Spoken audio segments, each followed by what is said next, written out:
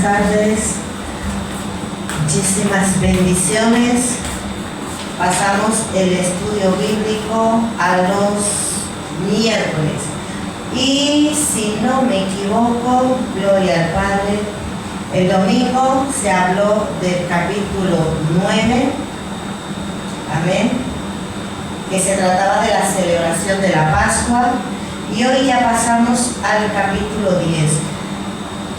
Comentar que por falta de tiempo ya hemos tenido que trasladar este estudio bíblico los miércoles, por lo cual los que no puedan por cuestiones de trabajo venir los miércoles pueden seguirnos en las redes sociales, tanto en YouTube como en TikTok y pronto también en Instagram. Gloria al Señor. Leemos la palabra del Señor en el nombre del Padre, del Hijo y del Espíritu Santo. Amén. Las trompetas de plata.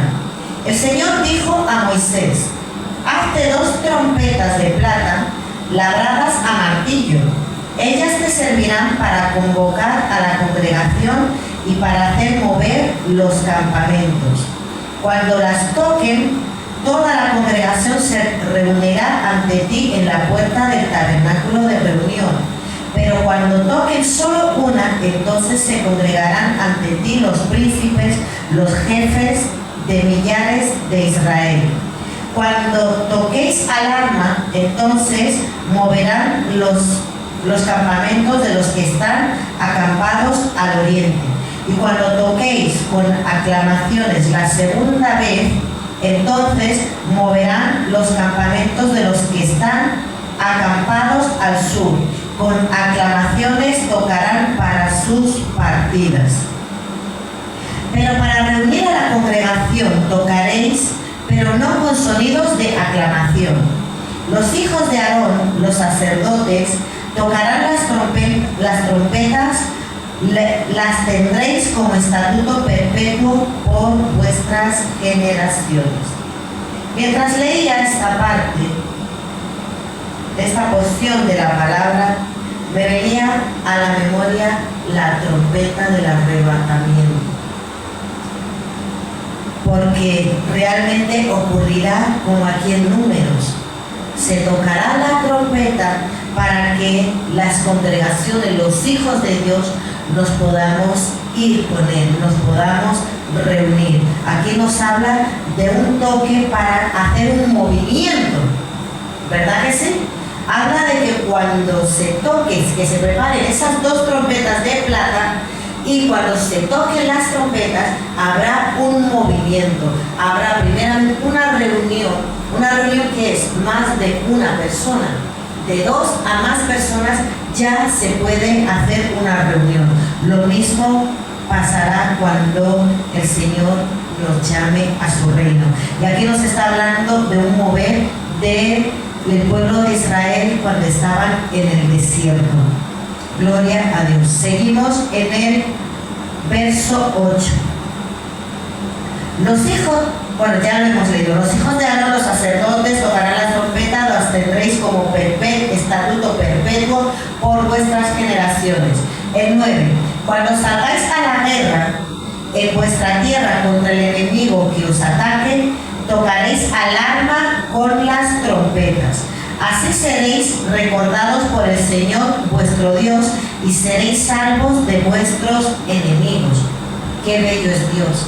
Aquí dando la instrucción a los israelitas, a su pueblo, que cuando se vayan a la guerra toquen la trompeta para ser recordados por Dios. Dios nunca nos olvida y así Dios nos trae la salvación contra nuestros enemigos.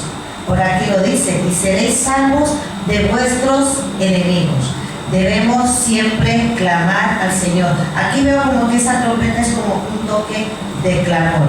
El 10 dice: en vuestros días de alegría, como en vuestras solemnidades y principios de mes, tocaréis las trompetas sobre vuestros holocaustos y sobre los sacrificios de paz, y os servirán de memorial delante de vuestro Dios.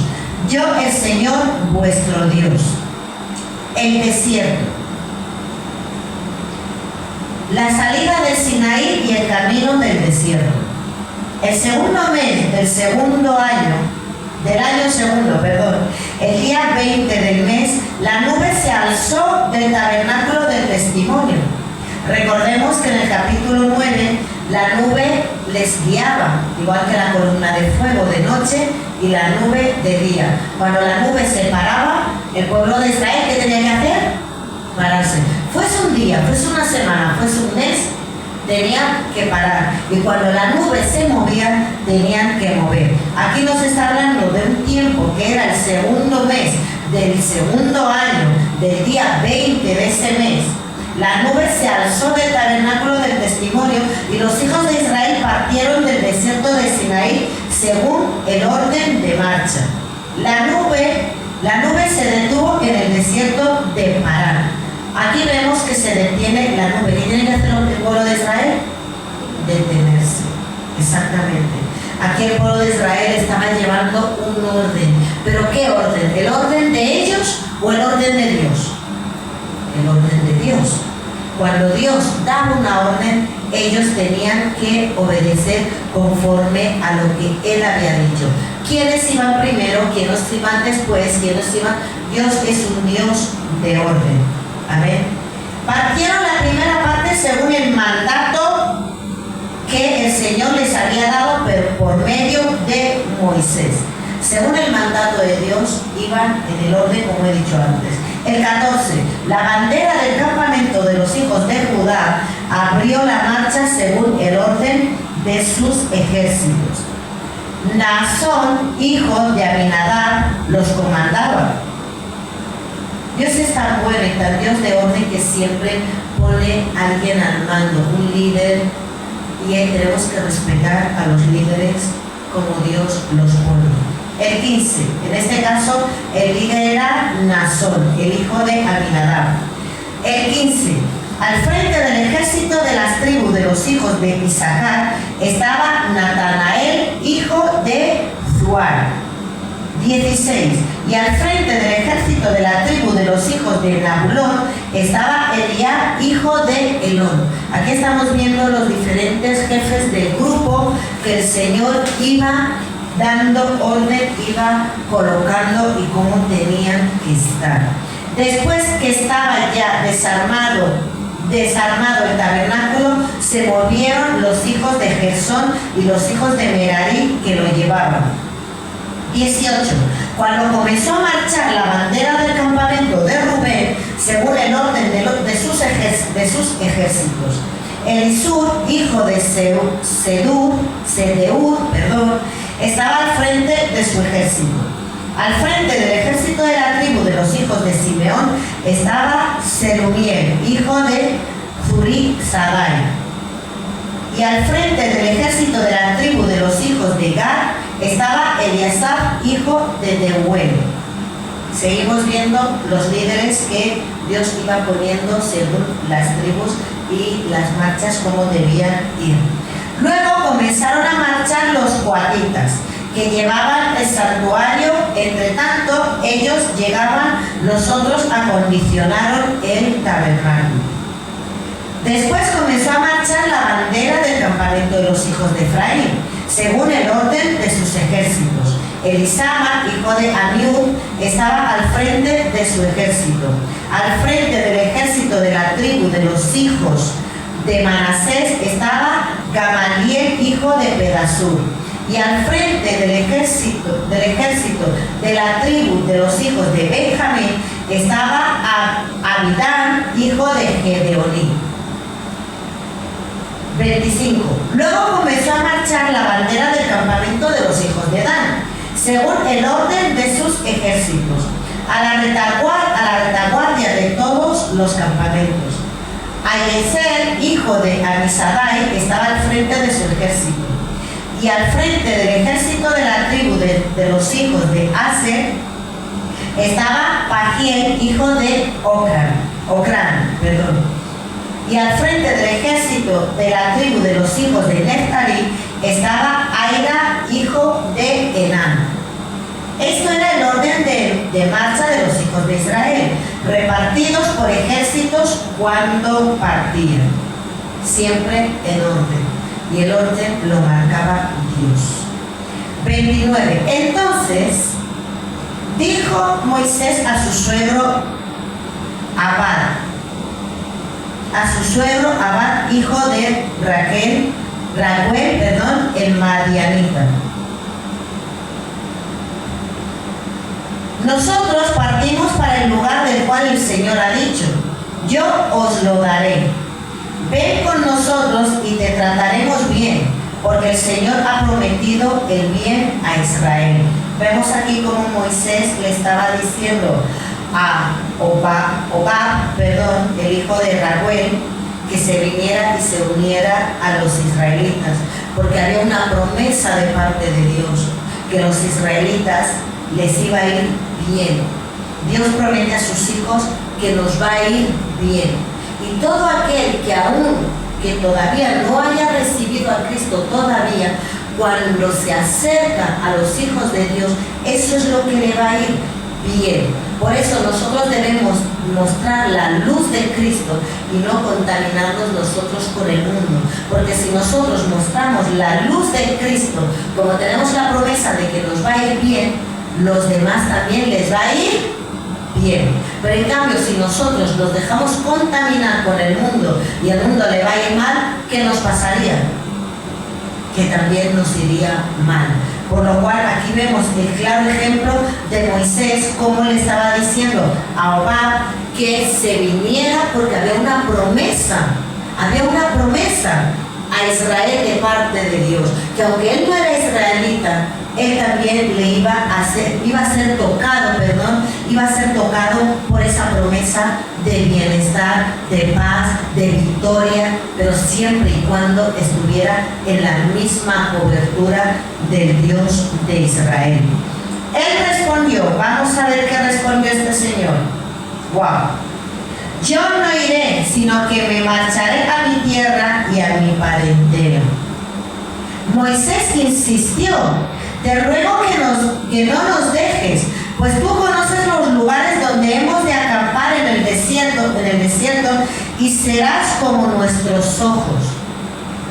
Y así vienes con nosotros, cuando tengamos el bien que el Señor nos ha de conceder, lo compartiremos contigo. Wow. Aquí Moisés le vuelve a insistir, pero quiero aclarar una cosa. Aquí, aunque nos dice que él con este varón, perdona, voy a buscar el nombre que no me acuerdo.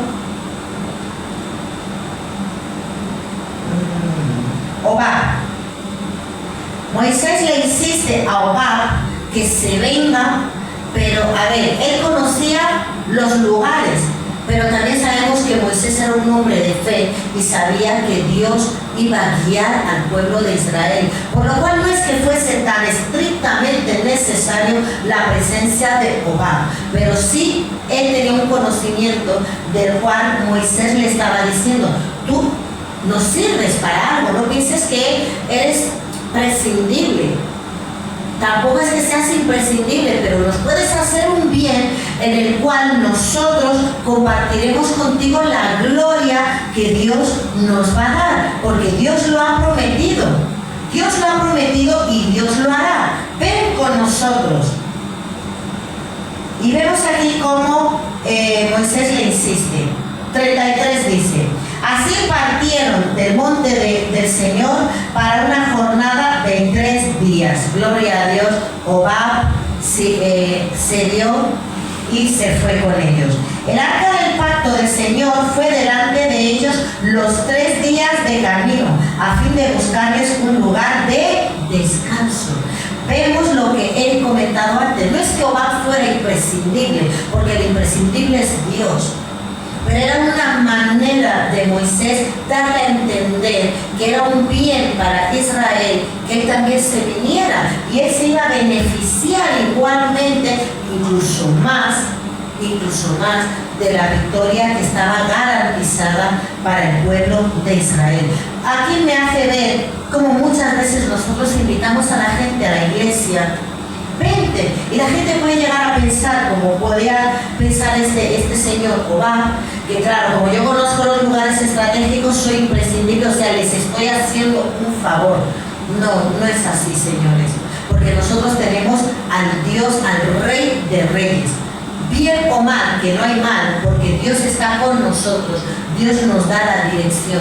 Pero en cambio, cuando nosotros invitamos a alguien a la iglesia, a la cobertura de Dios, a la gloria de Dios, es para poder compartirle también la victoria que tenemos garantizada con Cristo Jesús. Amén. ¿Lo entendemos, iglesia? Amén. Vemos aquí que partieron por un camino de 3 días a fin de buscarles y fueron con el arca del pacto que iba delante de ellos. ¿Qué es lo que hacía delante de ellos? Buscarles un lugar de descanso. O sea que realmente el conocimiento de Jehová no era estrictamente necesario, pero sí era de bendición para él. Amén. 34. Desde que salieron del campamento, la nube del Señor iba sobre ellos de día. Cuando el arca se movía, Moisés decía: levántate, Señor, que sean dispersados tus enemigos y huyan de tu presencia los que te aborrecen. Y cuando ella se detenía, decía: descansa, Señor, entre los millares de Israel. Amén. Gloria a Dios. Gloria al Señor. Continuamos, si tenemos tiempo. Continuamos, vemos aquí como el pueblo de Israel iba con una victoria asegurada porque Dios iba delante de ellos. Así como nosotros tenemos la victoria asegurada porque Dios es el que va delante de nosotros. Capítulo 11. El Señor envía codornices. Aconteció que el pueblo se quejó a oídas del Señor, lo oyó el Señor y ardió su ira. Vemos cómo Dios ha sido tan bueno y tan misericordioso de ir guiándoles por el desierto, como Dios nos va guiando, pero ahí es donde viene ese espíritu de queja. Dios no le agrada la queja. ¿Qué vemos aquí? ¿Dios se regocijó al escuchar al pueblo de Israel quejarse? No, no. Aquí nos muestra que el Señor ardió de ira. No le agrada a Dios la queja. Amén. Dice: se encendió entre ellos un fuego del Señor que consumió uno de los extremos del campamento. ¡Wow! La queja lleva castigo. La queja lleva castigo. Aprendamos a ser agradecidos con Dios en todo tiempo. Verso 2. El pueblo clamó a Moisés y este oró al Señor. Entonces el Señor se extinguió. Perdón. El Señor no se extinguió. Discúlpenme. Repito. El pueblo clamó a Moisés y él oró al Señor. Entonces el fuego se extinguió. O sea que se apagó el fuego. El 3. Por eso llamaron a aquel lugar Tabera, porque el fuego del Señor se había encendido entre ellos. La gente extranjera que se había mezclado con ellos se dejó llevar por las ansias de comida, y los hijos de Israel también volvieron a sus llantos, pues decían: ¿quién nos diera de comer carne? ¡Wow! Veo algo curioso aquí. ¿Quiénes empezaron la queja esta vez? Los extranjeros. Pero el pueblo, en vez de conocer a su Dios y decirles: esperad, que el Dios que nos sacó de Egipto y nos ha estado acompañando, nos ha sacado de la esclavitud, nos va a sacar y nos va a saciar de lo que necesitamos. ¿Qué pasa en la iglesia cuando vienen los nuevos o viene la gente de fuera que son bebés espirituales y vienen, claro, con su inmadurez? ¿Qué tienen que hacer los que se supone que somos maduros?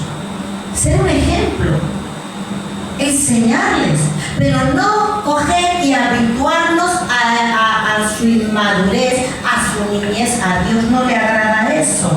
Aquí vemos cómo los extranjeros, la gente extranjera, la gente que no conocía al Dios de Israel con profundidad, con intimidad, como el pueblo de Israel, era más factible que ellos pues tuvieran ese momento de debilidad, de incredulidad. Pero uno de casa pues es triste. Y en cambio ellos se unieron y empezaron a quejarse: ¿quién nos diera de comer? El 5 dice: nos acordamos de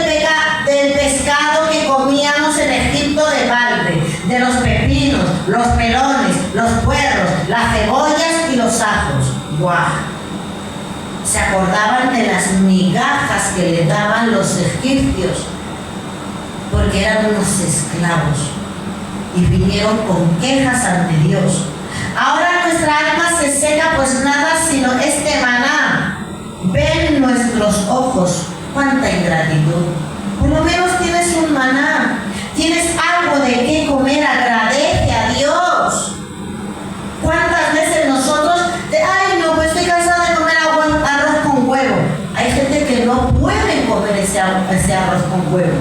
Y tú quejándote aquí como el pueblo de Israel. Qué triste. El 7 dice, el maná era como semilla de cilantro y su color como color de bedelio. El pueblo se esparcía y lo recogía. Lo molía en molinos o lo majaba en morteros y lo cocía en caldera o hacía de él tortas. Su sabor era como aceite nuevo. Cuando descendía el rocío de noche sobre el campamento, el maná descendía sobre él. Moisés oyó al pueblo que lloraba, cada uno con su familia a la entrada de su tienda.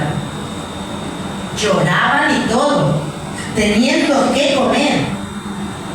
Se quejaban. Pues ahora, pues normal que venga lo que vino ahora mismo. La ira del Señor se encendió mucho y también se le pareció mal a Moisés. Claro, a veces miras la nevera y dices, oh, solo esto. Hay gente que no tiene ni siquiera solo esto que tú tienes. Hay gente que lo están pasando peor. Seamos agradecidos. El 11, quien dijo al Señor, ¿por qué has hecho este mal a tu siervo? ¿Y por qué no he hallado gracia a tus ojos, que has puesto la carga de todo este pueblo sobre mí? Concebí yo a todo este pueblo, lo engendré yo para que me digas, llévalo en tu seno, como lleva la que cría al que mama la tierra que juraste dar a sus padres. Moisés se hartó. Bueno, voy a cambiar de micrófono y pedir a la hermana que me mire. Gloria a Dios, amén, aleluya. Gloria al Señor. Aquí vemos cómo Moisés se entristeció, se enfadó y le preguntó a Dios, a ver, estos no son mis hijos, los he engendrado yo, ¿por qué tengo que cargar con ellos como una madre carga con sus crías? Vamos a ver. El 13 dice, ¿de dónde conseguiré yo carne para dar a todo este pueblo? Porque vienen a mí, lloran y me dicen, danos carne para comer. No puedo yo solo soportar a todo este pueblo. Es una carga demasiado pesada para mí. Wow, pobre Moisés. Pobre Moisés. Y si así vas a hacer tú conmigo, te ruego que me des muerte, si he hallado gracia a tus ojos, para que yo no vea mi mal. Se sintió tan mal Moisés, que le pidió a Dios la muerte, porque estaba ya agobiado por un pueblo tan ingrato. ¿Qué pasa? ¿Que Moisés comía carne y el pueblo de Israel no? Comía lo mismo que ellos. Iban y se quejaban, y se quejaban, y se quejaban, y se quejaban. Sigamos a ver qué es lo que le pasó a Moisés en este momento. Pobrecito, gloria a Dios. 16. Entonces el Señor dijo a Moisés, reúneme a 70 hombres de entre los ancianos de Israel, de los que tú sabes que son ancianos del pueblo y sus principales. Tráelos a la puerta del tabernáculo de reunión y que esperen allí contigo. Yo descenderé y hablaré allí contigo. Tomaré del espíritu que está en ti y lo pondré en ellos, para que lleven contigo la carga del pueblo y no la lleves tú solo. Wow. Me llama la atención, voy a volver a leer esta parte. Yo descenderé y hablaré allí contigo, tomaré del espíritu que está en ti y lo pondré en ellos para que lleven contigo la carga del pueblo y no la lleves tú solo.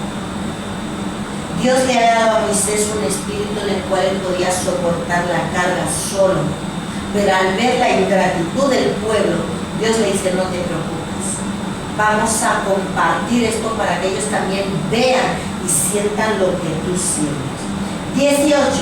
Pero al pueblo dirás, santificaos para mañana y comeréis carne, porque habéis llorado a oídos del Señor y habéis dicho, ¿quién nos diera de comer carne? Ciertamente mejor nos iba en Egipto. Qué tristeza. El Señor pues os dará carne y comeréis. No comeréis un día, ni 2, ni 5, ni 10, ni 20, sino hasta un mes entero, hasta que os salga por las narices y la aborrezcáis, por cuanto menospreciasteis al Señor que está en medio de vosotros, y llorasteis delante de Él, y dijisteis, ¿para qué salimos de Egipto? Esto nos hace ver cómo no debemos ser tan malcriados. Y cuando pidamos a Dios algo, pidamos como dijo Jesús, que se haga tu voluntad, Señor, no mi voluntad. Es importante, porque si no vienen esas consecuencias, de verdad hay que tener temor de Dios. Yo algunas veces no veo las cosas y digo, Señor, mira que necesito, Señor, ten misericordia de mí, pero, por favor, porque yo vengo y me acuerdo de esta parte, acuérdate de esta parte, no voy a hacer que Dios te diga, que tú lo quieres, toma, revienta. No. Si Dios te está frenando de algo, es por tu bien. O no es el tiempo de ello, o no es lo adecuado o lo indicado para ti, porque Él tiene algo mejor. Pero a veces nos encaprichamos, sobre todo en los noviazgos, las parejas, es que yo lo quiero, pero es que no es. Y va uno y mete las 4 patas, y luego viene llorando, ay Señor, ¿y ahora qué? Ay Señor, ¿y ahora cuál? No. Aquí vemos cómo el pueblo de Israel lloró, se quejó, tanto que al final Dios le dijo, vale, ¿queréis carne? Bien, os voy a dar codornices, pero hasta que lo aborrezcáis. Aprendamos y no seamos ingratos. El 21 dice, entonces dijo Moisés, este pueblo en medio del cual estoy llega a los 600,000 de a pie, y tú dices, les daré carne y comerán un mes entero. ¿Se degollarán para ello ovejas y bueyes que les basten? ¿O se juntarán para ellos todos los peces del mar para que tengan lo suficiente? Entonces el Señor respondió a Moisés, ¿acaso el poder del Señor es ilimitado? ¡Wow! Perdón, ¿acaso el poder del Señor, gracias, ¿acaso el poder del Señor es ilimitado? Eso es lo que nos tenemos que preguntar. ¿Acaso hay algo imposible para Dios? No hay nada imposible para Dios. Cuando Moisés ve la multitud, la cantidad de personas, dice, ¿cómo van a comer estas personas tanto tiempo carne? ¿De dónde van a multiplicarse la carne tan de repente para todos ellos? Y Dios le dice, ¿acaso el poder del Señor es limitado? El Señor te dice hoy, iglesia, ¿acaso hay algo imposible para mí? ¿Acaso hay algo que yo no pueda hacer? Ahora verás si se cumple mi palabra o no, le dice el Señor a Moisés. El 24, salió Moisés y comunicó al pueblo las palabras del Señor. Luego reunió a los 70 hombres de entre los ancianos del pueblo y los reunió alrededor del tabernáculo. Entonces el Señor descendió en la nube y le habló. Luego tomó el espíritu que estaba en él y lo puso en los 70 hombres ancianos, y en cuanto se posó sobre ellos el espíritu, profetizaron, pero no volvieron a hacerlo. O sea, Dios les probó una sola vez a estos 70 hombres el espíritu que estaba en Moisés para poder comunicarse directamente con Dios y poder dar la palabra de profecía que siempre el Señor hablaba a través de Moisés. El 26, voy ya finalizando. En el campamento habían quedado dos hombres, uno llamado Eldad y el otro Medad, sobre los cuales también reposó el Espíritu. Estaban ellos entre los inscritos, pero no se habían acercado al tabernáculo, por lo que profetizaron en el campamento. Un joven corrió a avisar a Moisés y le dijo: Eldad y Medad profetizan en el campamento. Entonces respondió Josué, hijo de Nun, ayudante de Moisés, uno de sus jóvenes: Señor mío Moisés, no se lo permitas. Moisés le respondió: ¿tienes tus celos por mí? Ojalá todo el pueblo del Señor fuera profeta, y el que el Señor pusiera su espíritu sobre ellos. Aquel que Dios ha puesto el espíritu profetizará. Pero ojo, el que Dios ha puesto el espíritu, no nos confundamos. Y cuando alguien está profetizando de parte de Dios, dejémosle profetizar. Luego Moisés, el 30, volvió al campamento con los ancianos de Israel. Entonces el Señor envió un viento que trajo codornices del mar y los dejó sobre el campamento, un día de camino de un lado y un día de camino del otro lado, alrededor del campamento, a una altura de casi 1 metro sobre la superficie del suelo. El pueblo estaba levantado todo aquel día y toda la noche y todo el día siguiente para recoger codornices. Al que menos recogió 10 montones y las tendieron a secar alrededor de todo el campamento. ¡Wow! Vemos cómo Dios cumplió su palabra. Su palabra. ¿Acaso hay algo que Dios no pueda hacer? ¿Acaso el poder de Dios es ilimitado? No hay nada imposible para Dios. No hay nada imposible para Dios. Dios cumplió y cada uno tenía al menos 10 montones. Y los limpiaron, los pusieron a secar para ir comiéndolos paso a paso. El 33 dice: aún tenía la carne entre los dientes, entonces de haberla masticado, cuando la ira del Señor se encendió contra el pueblo, y lo hirió el Señor con una plaga muy fuerte. Y llamaron a aquel lugar Kibrón Ataab, por cuanto allí sepultaron al pueblo codicioso. No debemos ser codiciosos y no debemos tentar a Dios. Debemos ser agradecidos con lo que Dios nos da en todo tiempo. Vemos como el pueblo de Israel, una vez más, con sus quejas, con su inconformismo, con su incredulidad, con su codicia, recibió un castigo. Recibieron los codornices de la carne, sí, pero como no era la voluntad de Dios, les vino la consecuencia de la desobediencia. Debemos tener cuidado lo que pedimos a Dios, siempre diciéndole a Dios que se haga su voluntad, no la nuestra sobre la voluntad de Dios. Amén.